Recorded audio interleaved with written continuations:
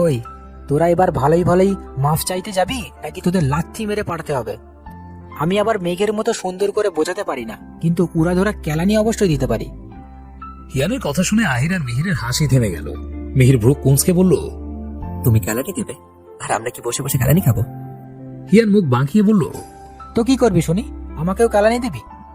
আহির বসা থেকে দাঁড়িয়ে বলল, কেলানি কেন দেবো? তোমার বউ নিয়ে ভেঙে যাবো, না থাকবে কোনে আর না হবে বিয়ে। কথাটা বলেই আহির দিল এক ভোঁদর। মিহিরও বসা থেকে দাঁড়িয়ে ওর পেছনে দৌড়ে যেতে যেতে বলল, আর আমি তোদের বিয়েতে সাক্ষী দেবো। হিয়ানো ওদের তাড়া করতে করতে দাঁতে দাঁত চেপে বলল, বিয়ের গোষ্ঠী কিলাই করবো না আমি এই বিয়ে। আজকে তোদের মেরে হসপিটালে পাঠাবো, তারপর আমি জেল ফাঁসি যা হওয়ার হবে। মীরা রহমান ডাইনিং টেবিলের সামনে দাঁড়িয়ে ব্রেকফাস্টের জন্য নাইফ দিয়ে ফ্রুটস কাটছিলেন। তখনই আহান এসে পেছন থেকে ওনাকে শক্ত করে জড়িয়ে ধরে বলল, I am sorry Mamoni, I am really very sorry. আমার ভুল হয়ে গেছে, আমি আর কখনো এমন ভুল করবো না মামনি। প্লিজ তুমি আমাকে ক্ষমা করে দাও। বিশ্বাস করো, আগের মাথায় কি থেকে যে কি বলে ফেলেছে আমি নিজেও জানি না, আর কখনো এমনটা হবে না। আহানের কথা শেষ হতেই মীরা রহমান বললেন, কি করছিস বাবাই? ছাড় আমাকে, অনেক কাজ বাকি আছে তো। আহান আদুরে গলায় বলল, না ছাড়বো না। এইভাবে জড়িয়ে ধরে রাখলে কাজগুলো করবো কিভাবে বাবাই? অলরেডি অনেক দেরি হয়ে গেছে, একটু পরেই সবাই ব্রেকফাস্ট করার জন্য নিচে নামবে। প্লিজ ছাড়। আহান মীরা রহমানকে আরেকটু শক্ত করে জড়িয়ে ধরে বাচ্চাদের মতো মুখ করে বলল, আজ ছাড়বো, তুমি আগে আমাকে ক্ষমা করে দাও। আহানের কথা শুনে মীরা রহমান মুচকি হেসে বললেন, কিসের জন্য ক্ষমা করবো বলতো? আরে আমি একটা ভুল করেছি, তাই আমার ছোট্ট বাবাটা আমাকে একটু বকে দিয়েছে। এই জন্য আমি কষ্ট পেতে পারি বল?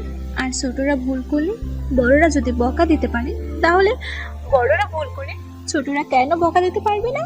তাছাড়া তুই তো আমার আরেকটা আব্বু, তোর উপর রেগে থাকার তো প্রশ্নই উঠে না। এইবার আমাকে ছাড় বাবা, অনেক কাজ পড়ে আছে। I love you Mamoni, I love you very much. বলে আহান মীরা রহমানকে ছেড়ে দিল। আহান ছাড়তে আহির আর মিহির সিঁড়ি দিয়ে নেমে মীরা রহমানের সামনে এসে দাঁড়ালো। তারপর মিহির একটু ড্রামা করে বলল, মা জননী, তোমার এই পাপিষ্ঠ ছেলেটাকে যখন ক্ষমা করেই দিয়েছ, তখন আমাদের মতো দুইটা অবলা বাচ্চাকে ক্ষমা করে দাও না। কথা দিচ্ছি, জীবনে আর কোনোদিন তোমার হাতের কফি রিজেক্ট করবো না। দরকার হলে তোমার হাতের বানানো কফি দিয়ে প্রত্যেকদিন শাওয়ার নেবো, জামা কাপড় দেবো, ঘর মুছবো। ইনফ্যাক্ট ব্রেকফাস্ট, লাঞ্চে, ডিনারে শুধুমাত্র তোমার হাতের বানানো কফি খাবো, আর কিচ্ছু খাবো না। মিহিরের কথা শেষ হতেই আহির মিহিরকে উদ্দেশ্য করে বলল, কখন থেকে কি কফি কফি করছিস? এগুলো কফি নয়, অমৃত। আমার মামুনের হাতে কফি তো অমৃতকেও হার মানাবে। ওদের কথা শুনে আহান ফিক করে হেসে দিল। মীরা রহমান বিরক্তিকর স্বরে বলল, এই তোরা দুইটা যা তো আমার চোখের সামনে থেকে। তোদের কাজ আর কথা দুইটার একটাও আমি গোনাই করি না। ইনফ্যাক্ট তোদের দুটোকে আমি মানুষের কাতারেও ধরি না। যা সর আমার চোখের সামনে থেকে, উজবুকের দল। আহান ব্রোয়ের বেলায় বাবাই আর আমাদের বেলায় উসবুকের দল। ওরে মিহির, কেউ আমাদের ভালোবাসে না রে। চল, আমরা আর এক মুহূর্ত এই বাড়িতে থাকবো না, এক্ষুনি এখান থেকে চলে যাবো। মীরা রহমান ফ্রুটস কাটতে কাটতে বললেন, হ্যাঁ তাই, যা। তোদের মতো আহম্মক বাড়িতে থাকার চেয়ে না থাকাই ভালো। মিহির নাক ফুলিয়ে বলল, হ্যাঁ চলে যাবো, তার আগে এটা বলো, তুমি আমাদের মাফ করেছো কিনা? মীরা রহমান কিছু বলতে যাবে, তার আগেই সিঁড়ি দিয়ে নামতে নামতে হিয়ান বলল, মণিমা যখন তোদের মানুষ বলেই মনে করে না, তাহলে আবার মাফ করবে কিভাবে?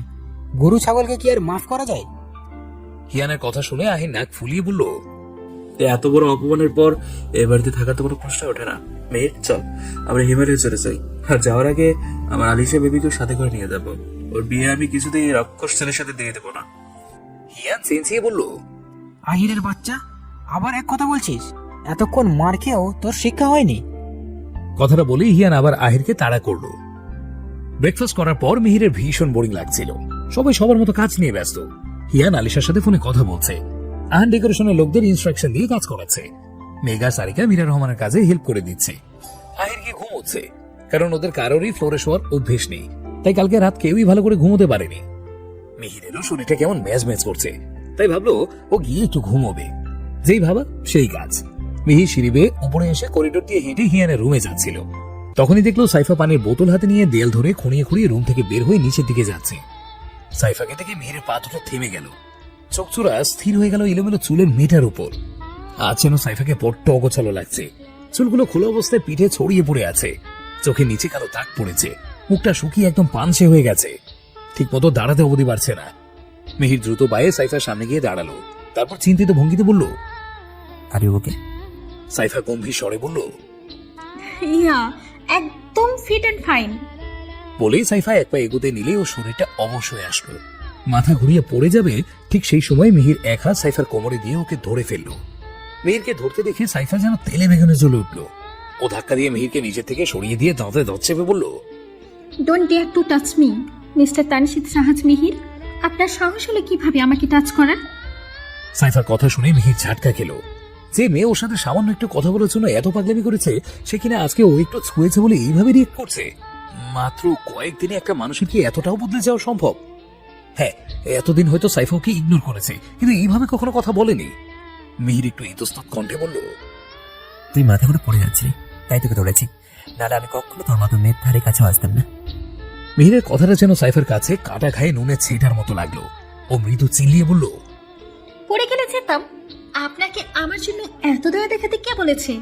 আমি যদি মরেও যাই তাহলে আপনার থেকে আমার কোনো দয়া লাগবে না। সাইফার কথাটা মিহিরের ইগোতে লাগলো। ওর আগে স্বরে বলল, আমারও তোর মতো অশুভ মেয়েদের প্রতি এত দয়া দেখানোর কোনো শখ নেই। আর দয়া দেখাবো কি করে? তুই তো আমার দয়া পাওয়ার যোগ্য না। তুই বেঁচে থাকলে আমার কিছু যায় আসে না, আর মরে গেলে তো এই পৃথিবীতে আমার থেকে বেশি খুশি আর কেউ হবে না। কথাটা বলেই মিহির হনহন করে হেঁটে হিয়ানের রুমের দিকে চলে গেল। সাইফার চোখ থেকে গাল গড়িয়ে পানি পড়ছে। ও একটা তাচ্ছিল্য হাসি দিয়ে বলল, আপনাকে খুশি করার জন্য তো আল্লাহর কাছে রোজ নিজের মৃত্যু কামনা করি, কিন্তু উনি তো আমার দিকে মুখ তুলে তাকানো না। তবে মন থেকে কিছু চাইলে আল্লাহ নাকি কখনো তার বান্দাদের ফেরান না। হয়তো আমাকেও ফেরাবেন না। কোনো একদিন হয়তো আপনাদের সবাইকে মুক্তি দিয়ে এক অন্ধকার রাজ্যে পাড়ি জমাবো, যেখান থেকে কেউ চাইলেও আর কখনো আমাকে ফিরিয়ে আনতে পারবে না। কথাটা সাইফা বেশ আস্তে করে বললেও মিহিরের কানে ঠিকই পৌঁছলো। ও হাঁটা থামিয়ে দাঁড়িয়ে গেল। হঠাৎ ওর মনে হলো ওর বুকের বাম পাশে কেমন চিনচিন ব্যথা করছে, ভীষণ কষ্ট হচ্ছে। মিহির আবারও হেঁটে সামনে এগোতে নিলে ওর কানে কিছু পড়ে যাওয়ার একটা শব্দ ভেসে এলো। মিহির পেছনে তাকিয়ে দেখলো সাইফা পেট ধরে ফ্লোরে বসে আছে, আর ওর চোখ দিয়ে পানি গড়িয়ে পড়ছে। মিহির দ্রুত সাইফার কাছে গিয়ে ওকে বাঁজা গলা করে তুলে নিল।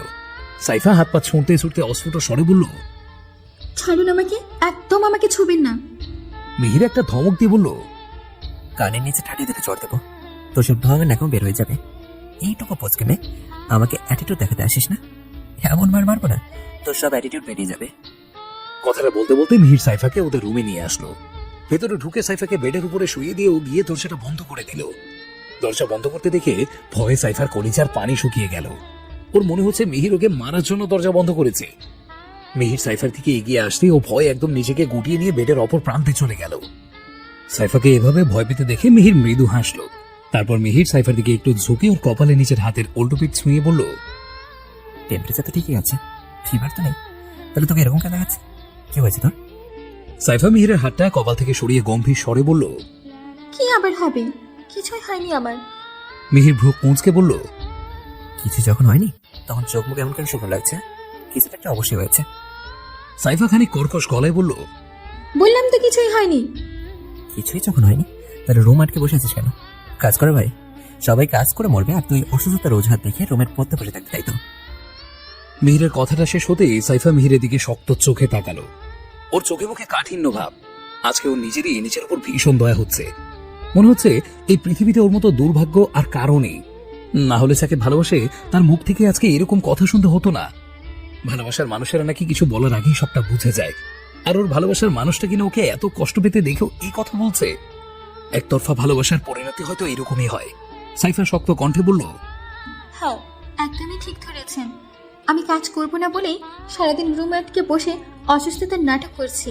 আমি একদম ঠিক আছি। এবার আপনি আমার রুম থেকে যেতে পারেন। যাবো তো অবশ্যই, কিন্তু সাথে করে তোকেও নিয়ে যাবো। সবাই নিচে বসে কাজ করে মরবে আর তুই এখানে বসে আরাম করবি, সেটা তো কিছুতে হবে না। তুই এক্ষুনি আমার সাথে নিচে গিয়ে সবাইকে কাজে হেল্প করবি। কথাটা বলেই মিহির সাইফের হাত ধরে টান দিয়ে এক ছটকায় দাঁড় করিয়ে ফেললো। তারপর ওকে টেনে দরজা থেকে নিয়ে যেতে লাগলো। কিন্তু দুই পা যেতে সাইফা আবার মাথা ঘুরিয়ে পড়ে যেতে নিলেই দ্রুত মিহিরের হাত শক্ত করে চাপটে ধরল। এবার মিহির ভীষণ রেগে গেল। ও সাইফাকে ধাক্কা দিয়ে বেডের উপরে ফেলে দিল। তারপর সাইফার দুই হাত বেডের সাথে চেপে ধরে রগি কণ্ঠে বলল, এত জেদ কিসে তো? আমি কখন থেকে তোকে একই প্রশ্ন করে যাচ্ছি, আর তুই আমাকে তোর ওই সো কল ইগো দেখাচ্ছিস। সাইফা ভীত দৃষ্টিতে মিহিরের দিকে তাকিয়ে বলল, কি করছো ভাইয়া? প্লিজ ছাড়ো আমাকে।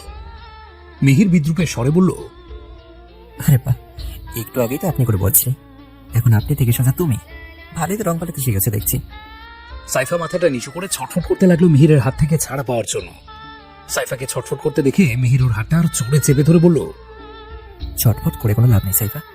যতক্ষণ পর্যন্ত না আমি আমার প্রশ্নের অ্যান্সার পারছি ততক্ষণ পর্যন্ত তোকে ছাড়বো না। তাই নিজের ভালো চাস তো আমাকে বল তোর কি হয়েছে, নাহলে কিন্তু আমি তোকে হাট করতে বাধ্য হবো। সাইফা কাঁদো কাঁদো কণ্ঠে বলল। আমার কি হয়েছে সেটা আমি তোমাকে বলতে পারবো না। সাইফার কথা শুনে মিহিরের মাথায় থপ করে আগুন জ্বলে উঠল। ও দাঁতে দাঁত চেপে বলল, লাস্ট বারের মতো বলছি সাইফা, সত্যিটা বল, নাহলে কিন্তু উল্টো পাল্টা কিছু করতে আমার বেশি সময় লাগবে না। এমনিতেই এখন এই রুমে শুধুমাত্র আমরা দুজন আছি, আর আমার রাগ উঠলে আমার মাথা ঠিক থাকে না, তাই আমাকে বেশি রাখাস না, তাহলে যখন তখন যা খুশি হয়ে যেতে পারি। উল্টো পাল্টা কিছু হয়ে গেলে পরে আবার আমাকে দোষ দিতে পারবি না। মিহিরের কথা শুনে সাইফার বুকের মধ্যে থক করে উঠল। ও শুকনো একটা ঢোক গিলে বলল, কি হয়েছে সেটা বলতে পারলে তো এতক্ষণে বলেই দিতাম। সাইফার কথা শুনে মিহির ওর দুই হাত নিচের এক হাতের মুঠোয় বন্দি করে অন্য হাত দিয়ে সাইফার গাল চেপে ধরে বলল, তুই সত্যিটা বলবি নাকি আমি সত্যি সত্যি উল্টাপাল্টা কিছু একটা করে ফেলবো? সাইফা বুঝলো এখন সত্যিটা না বললে কিছুতেই মিহিরের হাত থেকে ওর নিস্তার নেই। মিহির যা রাগী আর জেদি, তাতে নিজের ইগো বজায় রাখতে যা খুশি তাই করতে পারে। তাইও চোখ খিঁচে বন্ধ করে কাঁপা কাঁপা কণ্ঠে বলল, লেডিস প্রবলেম, তলপেটে পেন হচ্ছে ভীষণ। কথাটা বলেই সাইফা পিটপিট করে চোখ খুলে মিহিরের দিকে তাকালো। দেখলো মিহির এক ভ্রু উঁচু করে ওর দিকে তাকিয়ে আছে। ও মিহিরের এইভাবে তাকানোর কোনো কারণ খুঁজে পেল না। মিহির কিছুক্ষণ ওভাবে তাকিয়ে থেকে ওর উপর থেকে সরে উঠে দাঁড়ালো। মিহির সরে যেতে সাইফা যেন হাফ ছেড়ে বাঁচলো। ও নিজেও শোয়া থেকে উঠে বসলো। মিহির শান্ত স্বরে বলল, এই সামান্য ব্যাপারটা নিয়ে এত ড্রামা করে কি ছিল? হ্যাঁ, আগে বললেই পারতি। মিহিরের কথা শুনে সাইফা বেশ অবাক হলো। মিহির ছেলে হয়েও ব্যাপারটা এতটা স্বাভাবিকভাবে নিল। সাইফাকে আরেক ধাপ অবাক করে দিয়ে মিহির বলল, পেনগুলো নিয়েছিস? সাইফা একটু ইতস্তত করে বলল, না, অনেক খুঁজেছিলাম কিন্তু পাইনি, তাই ঘুমের ওষুধ খেয়েছি। সাইফার কথা শেষ হতেই মিহির চেঁচিয়ে বলল, হোয়াট, স্লিপিং পিস খেয়েছিস? সিরিয়াসলি? পেইন কমানোর জন্য পেইন কিলার না খেয়ে স্লিপিং পিস খায় কোন করতে হবে? বাসে এত লোক আছে, মেডিসিন খুঁজে না পেলে তাদের কাউকে বলতে পারতি, তারা ফার্মেসি থেকে এনে দিত। কোন অ্যাটলিস্ট স্লিপিং পিস খেতে গেলি তুই? আমি একটু বোঝা। সবাই অনেক ব্যস্ত ছিল, তাই আর কাউকে বিরক্ত করিনি। আমি নিজের প্রবলেম নিজেই সলভ করতে পারি। I don't need anyone. Cipher কথা শুনে মিহির বিদ্রুপের স্বরে বলল, হ্যাঁ, কতটা সলভ করতে পারেন সেটা তো ভালোই দেখতে পেলাম। পিরিয়ড টাইমে পেইন কমানোর জন্য ঘুমের ওষুধ খেয়ে বারবার উল্টে পাল্টে চিৎপাটা হয়ে পড়ে যাচ্ছেন, ঠিক মতো সোজা হয়ে দাঁড়াতে অব্দি পারছেন না। সে যে কিভাবে নিজের প্রবলেম সলভ করতে পারে ভালোই বুঝতে পারছি। মিহিরের কথার প্রতি উত্তরে সাইফা কিছুই বলল না, চুপচাপ মাথা নিচু করে বসে রইল। মিহির মুখ থেকে বিরক্তিকর একটা চ শব্দ উচ্চারণ করে পকেট থেকে ফোনটা বের করে ব্যালকনিতে চলে গেল। তারপর কিছুক্ষণ পর রুমে এসে ফার্স্ট এড বক্স খুলে মেডিসিনগুলো উল্টে পাল্টে কিছু একটা খুঁজতে লাগলো। কিছুক্ষণ খোঁজার পর পেয়েও গেল। তারপর ওষুধটা টি টেবিলের উপরে রেখে বলল, সকালে তো ব্রেকফাস্ট আমরা দেখলাম না, তার মানে সকাল থেকে নিশ্চয়ই কিছু খাওয়া হয়নি। মেয়ের কাছে ফোন করে আমি খাবারটা বলছি উপর পাঠিয়ে দিতে। খাবারটা নিয়ে এলে সেগুলো খেয়ে এখান থেকে একটা মেডিসিন খেয়ে নিস। একজন গাইনোকোলজিস্টের সাথে কথা বলেছি, উনি বলেছেন এগুলো খেলে ঠিক হয়ে যাবে। আমি এখন যাচ্ছি, আমার ভীষণ ঘুম পেয়েছে। কথাটা বলেই মিহির ব্যস্ত পায়ে রুমের দরজা খুলে বেরিয়ে যেতে নিল। ঠিক তখনই পেছন থেকে সাইফার নির্লিপ্ত ভঙ্গিতে বলে উঠল, থ্যাংক ইউ সো মাচ আপনার মূল্যবান সময় আমার মতো একটা ক্যারেক্টারলেস ছ্যাঁচড়া মেয়ের পেছনে দেওয়ার জন্য। আমার উপরে আপনি এত দয়া না দেখালেও পারতেন। সাইফার কথাটা কানে আসতেই মিহির দাঁড়িয়ে গেল। সাইফার কথাটা যেন মিহিরের ভীষণ গায়ে লাগলো। ও পেছনে ঘুরে সাইফার দিকে কিছুক্ষণ তীক্ষ্ণ দৃষ্টিতে তাকিয়ে থেকে গটগট করে রুম থেকে বেরিয়ে গেল। আজকে হিয়ান আর আলিশার মেহেন্দি অনুষ্ঠান। সবাই মিলে ডিসিশন নিয়েছে দুই পরিবার একসাথে মিলে অনুষ্ঠানটা এক জায়গায় বসে করবে। সন্ধ্যায় আলিশারা সবাই হিয়ানদের বাড়িতে আসবে। তারপর এখানে বসে মেহেন্দি হওয়ার পর ডিনার করে সবাই আবার রাতেই চলে যাবে। দুই পরিবারের লোকেরা এই ছেলে মেয়ের বিয়ে নিয়ে বেশ উৎফুল্ল আছে। শুধু একজনের মুখে কোনো হাসি নেই, সে হলো আহান। আহান গোমরা মুখ করে ছাদের এক কোনায় দাঁড়িয়ে আছে। রগে ও শরীর চলে যাচ্ছে। ইচ্ছে করছে এই বিয়ে এত সাজসজ্জা সবকিছু ভেঙে গুড়িয়ে দিতে।